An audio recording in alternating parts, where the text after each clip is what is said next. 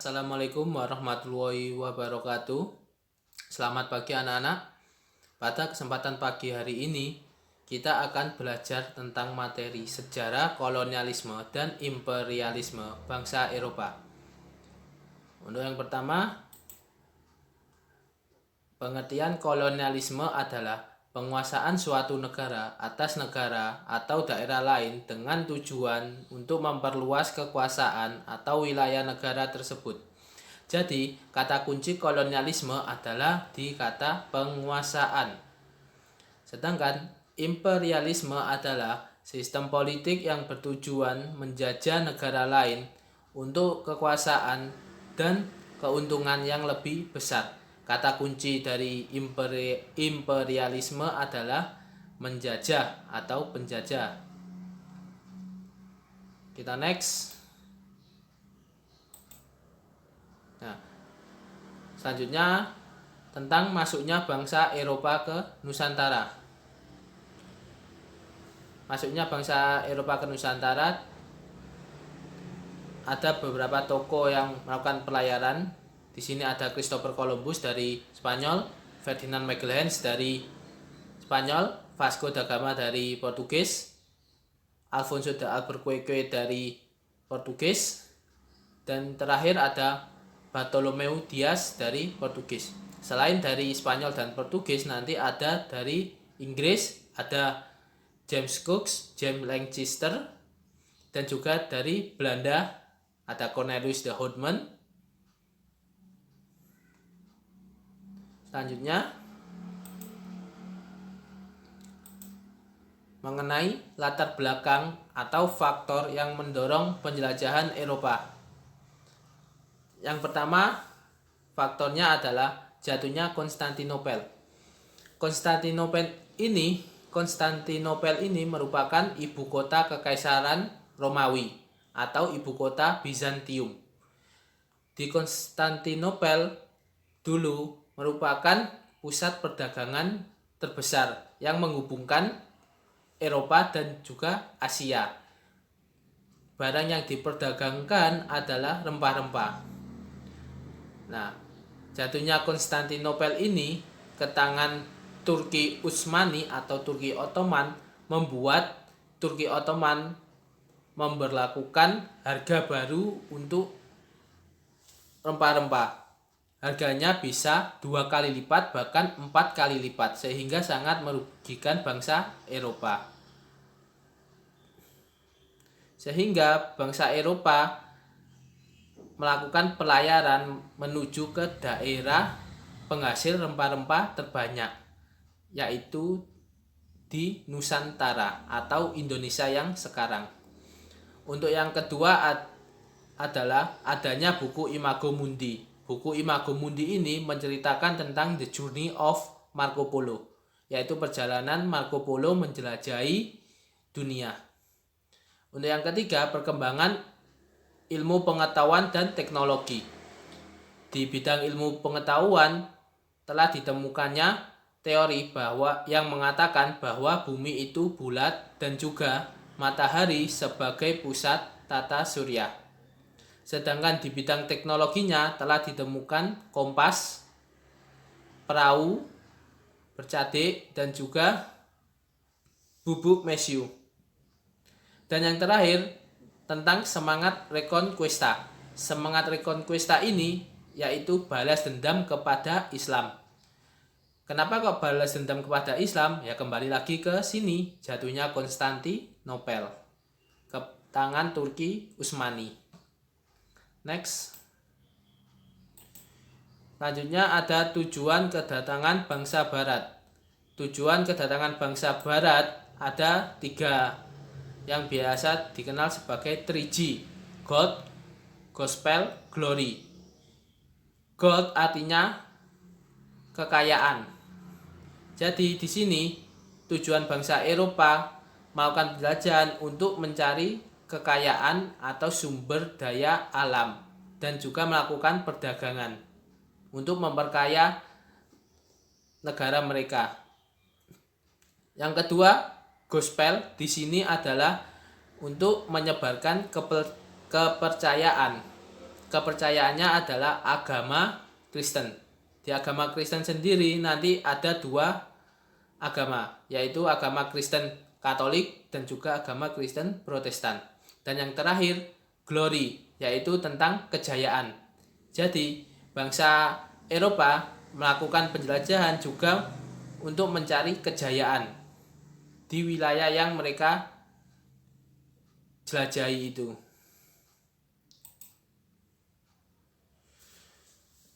Ya, ini untuk negara pelopor dari penjelajahan samudera ada negara Portugis dan Spanyol. Setelah Portugis dan Spanyol nanti disusul oleh negara Inggris, Belanda, Prancis, dan lain-lain. Sehingga pada waktu itu pada tanggal 7 Juni 1494 Paus membagi dua wilayah untuk menghindari persaingan antara Portugis dan Spanyol dengan mengeluarkan sebuah perjanjian yang diberi nama Perjanjian Tordesillas. Isinya ini ya, membagi wilayah kekuasaan antara Spanyol dan Portugis. Jadi Paus membagi wilayah kekuasaan Spanyol itu daerah sini.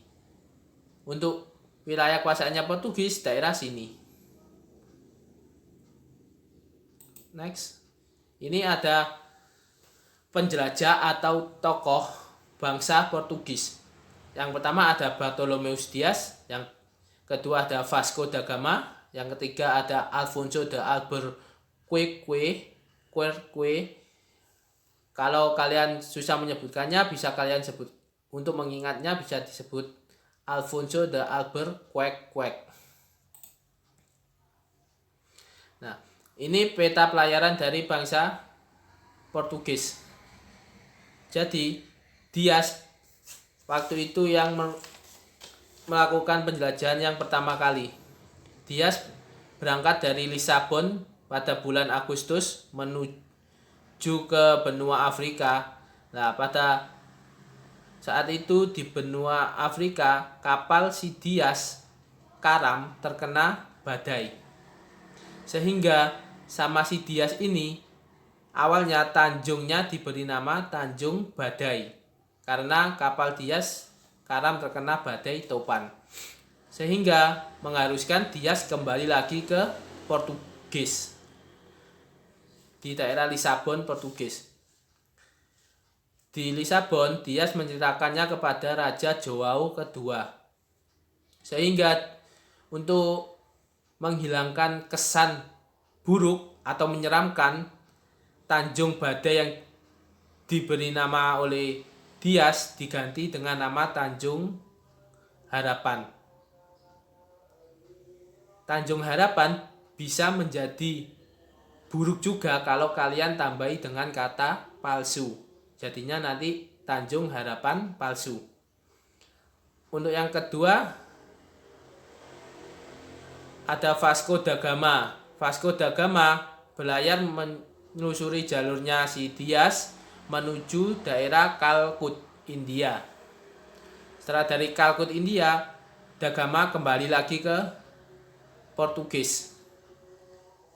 Da Gama menceritakan perjalanannya yang telah berhasil ke Kalkut.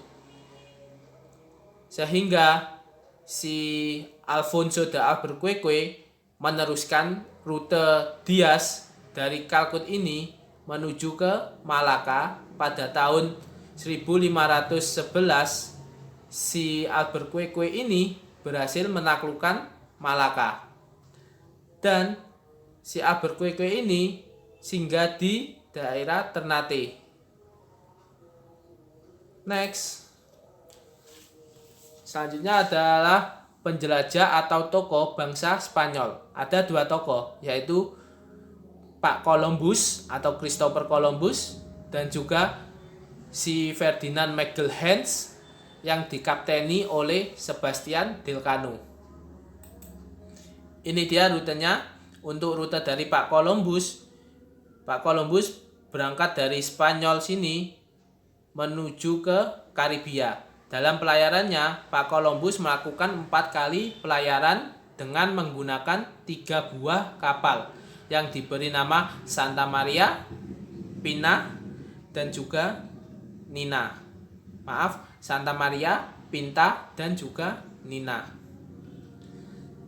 Nah, si Columbus ini tiba di Kepulauan Karibia dan menemukan benua baru yang belum ada namanya. Ketika itu, si Columbus ini bersama rekannya yang bernama Amerigo Vespucci. Sehingga selanjutnya benua baru ini diberikan nama Amerika, yaitu kata Amerigo Vespucci. Dan yang kedua ada Ferdinand Magelhaens yang dikapteni oleh Sebastian Elcano, berlayar dari Spanyol sini menuju ke South America, terus melanjutkannya sampai ke wilayah, akhirnya tiba di wilayah Philippines. Tiba di wilayah Philippines pada tanggal 27 April tahun 1521. Si Magelhaens ini meninggal karena dibunuh oleh suku Filipin. Sehingga pada tahun 1521 ini juga si Elcano ini meneruskan perjalanan dari Magelhaens. Elcano melakukan perjalanan dari Philippines menuju ke Tidore. Nah, di Tidore ini karena sebelumnya bangsa Portugis yang dipimpin oleh Albuquerque berhasil tiba di Tidore, maka keduanya saling bertemu dan terjadilah pertikaian. Untuk Spanyol, mereka akan membela kerajaan Tidore. Untuk Portugis akan membela kerajaan Ternate. Sehingga nanti mereka sama-sama curiga kalau salah satu dari mereka telah melanggar perjanjian Tordesillas, sehingga mereka melakukan perjanjian baru yang diberi nama Perjanjian Zaragoza.